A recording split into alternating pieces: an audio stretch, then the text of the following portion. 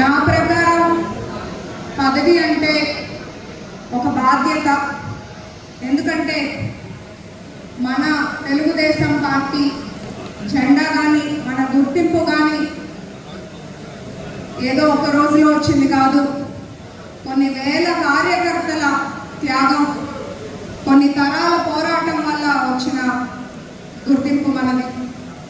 అలాంటి పదవిని ఒక బాధ్యతగా తీసుకోవాలి.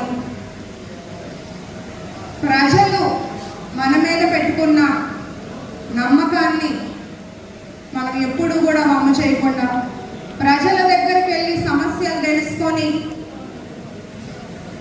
ప్రజలతో పాటు ఉంటూ నాయకుడు పనిచేయాలి. మన ప్రభుత్వం, మన కూటమి ప్రభుత్వం, మన రాష్ట్ర అభివృద్ధి చూస్తే మనకు అర్థమవుతుంది. అట్లాగే కొన్ని కీలక నిర్ణయాలు తీసుకుంటున్నారు సంక్షేమ పథకాల కోసం. ఇవన్నీ ప్రజల్లోకి తీసుకెళ్ళాలి. నాయకులు ప్రతి గడప గడపకి తీసుకెళ్ళాలి మంచి చేస్తున్న ప్రభుత్వం గురించి. ప్రజలకు మన మీద ఎప్పుడు నమ్మకం కలుగుతుందంటే అది మన ప్రవర్తనని బట్టి. మనం మంచిగా ఉండి మంచిగా పనిచేస్తే మన పార్టీకి మంచి పేరు వస్తుంది. కానీ చిన్న తప్పిదం చేసిన అది పార్టీకి దెబ్బ పడుతుందని మనం అందరం కూడా గుర్తుంచుకోవాల్సిన విషయం.